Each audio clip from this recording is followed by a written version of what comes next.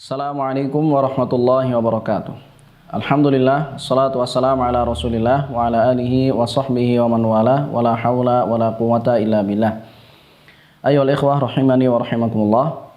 Insyaallah pada kesempatan kali ini kita melanjutkan pembahasan seputar makharijul huruf, sifatul huruf, kemudian beberapa kesalahan yang mungkin terjadi pada pengucapan huruf-huruf tertentu. Kali ini kita memasuki pada huruf dod ya. Jadi ini huruf dod memang huruf yang spesial. Kenapa demikian? Dari pengucapannya ya, ada butuh latihan khusus biasanya. Jadi butuh latihan supaya kita bisa mengucapkan huruf dod ini secara sempurna. Karena nanti ya, ketika kita mempelajari makhraj dan sifatnya akan kita tahu pengucapan huruf dod ya, ada beberapa tahapan yang perlu kita perhatikan.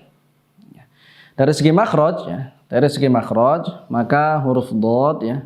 Kalau biasanya huruf-huruf yang lain makhrajnya hanya di ujung lidah atau di tengah lidah atau di pangkal lidah, maka huruf dod ini spesial. Karena memang makhrajnya bukan hanya di ujung lidahnya saja. Akan tetapi huruf dod ini nanti makhrajnya dari sebelah sini, pinggiran-pinggiran sampai ke sini. Nah, ini dia makhraj dari huruf dod. Sehingga memang nanti terdengar kita mengucapkannya do, karena dari sisi makhrajnya pun dia makhrajnya dari pinggiran kemudian sampai ke ujung, ya, sampai ke bagian ujung.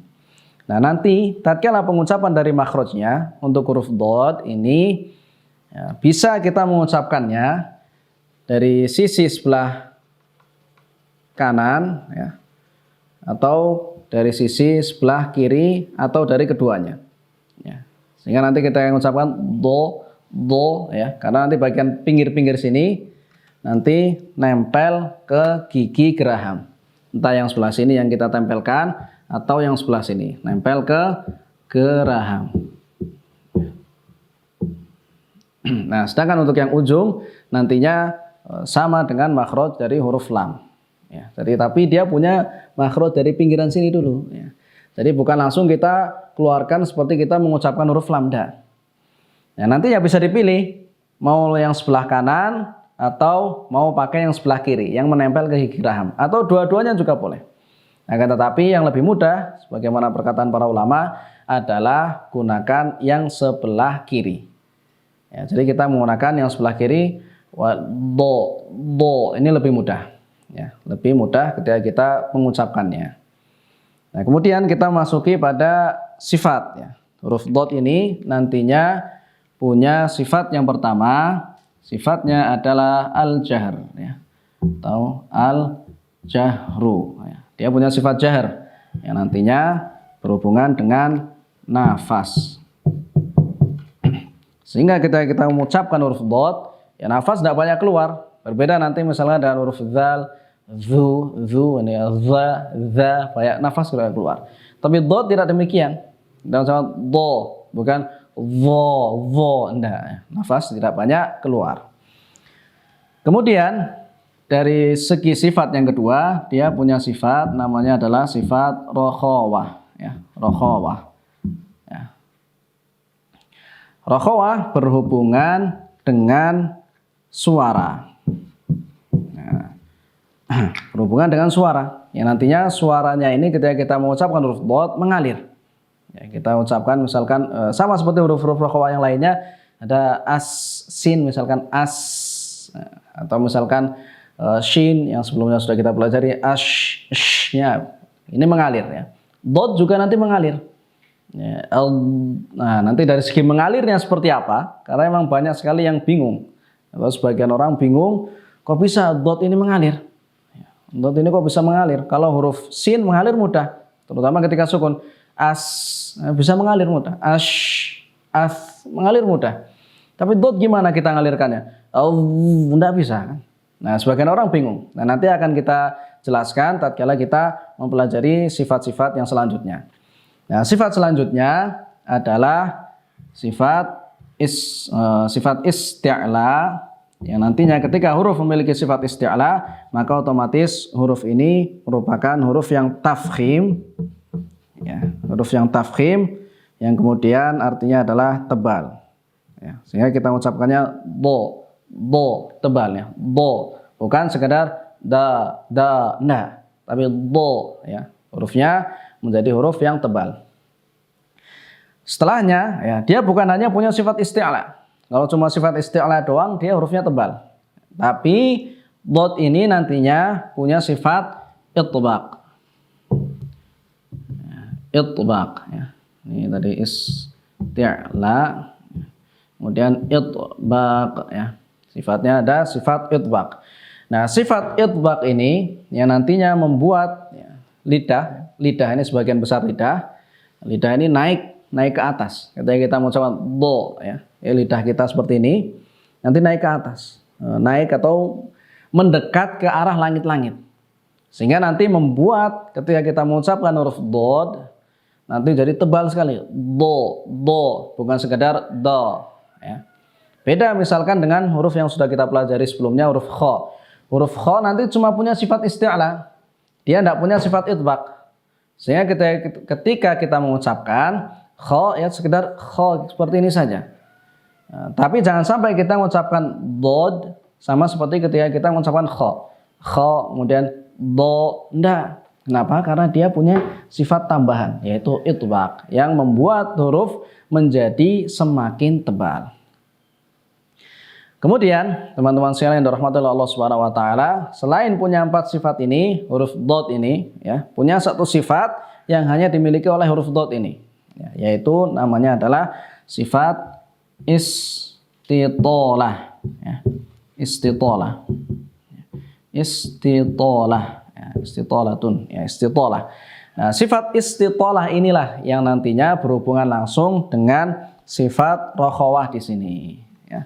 Rokhawah tadi kan mengalirnya suara. Nah, bagaimana dia mengalir? Ya, mengalirnya karena dia punya sifat istitolah.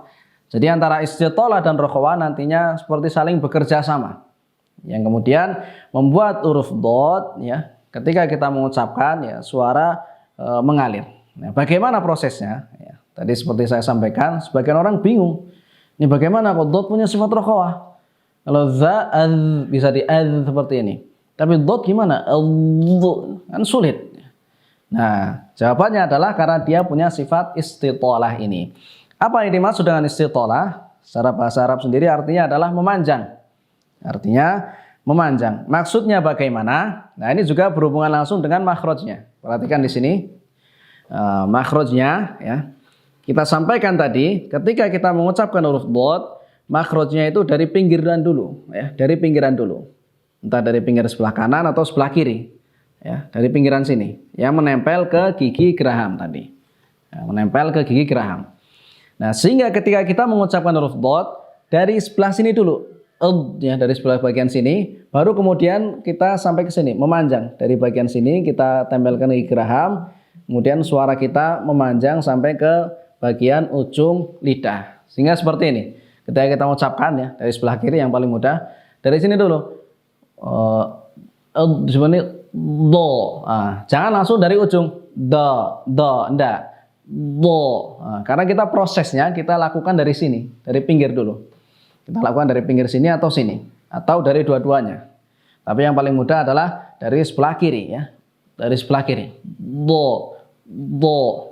Nah, sehingga di sini dia maksudnya dia punya sifat rokhawahnya karena ini tadi. Karena dari segi makhrajnya kita mengucapkan dia memanjang, suaranya mengalir dari pinggir sampai kemudian ke ujung lidah. Yaitu peran dari rokhawah dan istitolah. Yang sifat istitolah yang memang hanya dimiliki oleh huruf dod saja. Kemudian ayyuhal ikhwah rahimani wa rahimakumullah, kesalahan yang sering terjadi pada pengucapan huruf dod ini ya, karena tadi kita sampaikan huruf dod ini huruf spesial. Yang memang juga di bahasa Indonesia sendiri tidak ada. Kita adanya D ada ya. Huruf D ada, tapi huruf dot tidak ada. Sehingga terkadang kita butuh latihan. Butuh sedikit latihan untuk huruf yang spesial ini ya.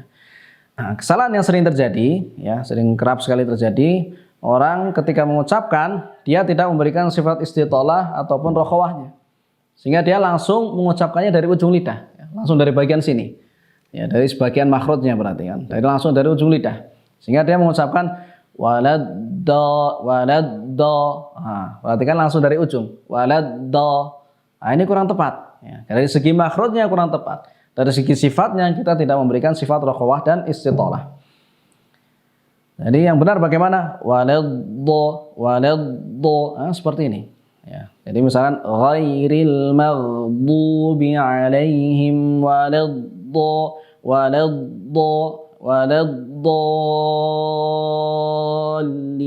Bukan waladdallin. Ini tidak ya. Karena apa? Kita harus memberikan makhrajnya dari pinggiran lidah baru kemudian mengalir sampai ke ujung lidah.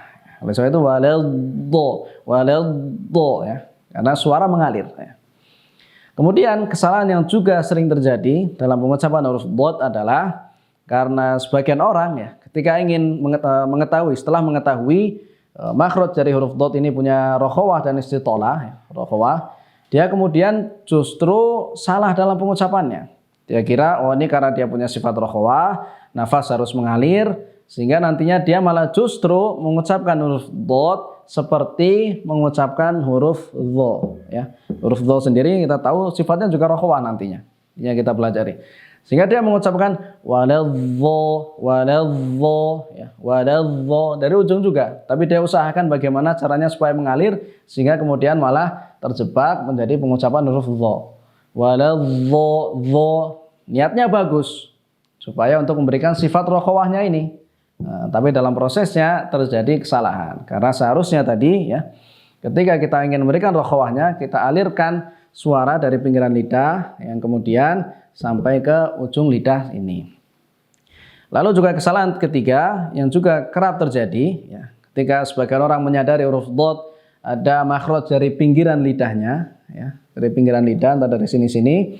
Nah, ada yang terlalu berlebihan mengucapkannya sehingga sampai pipi mengembang atau mengembung.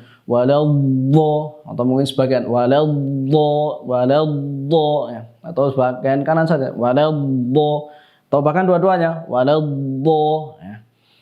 Memang benar sifatnya ataupun makhrajnya ini dari pinggiran ya.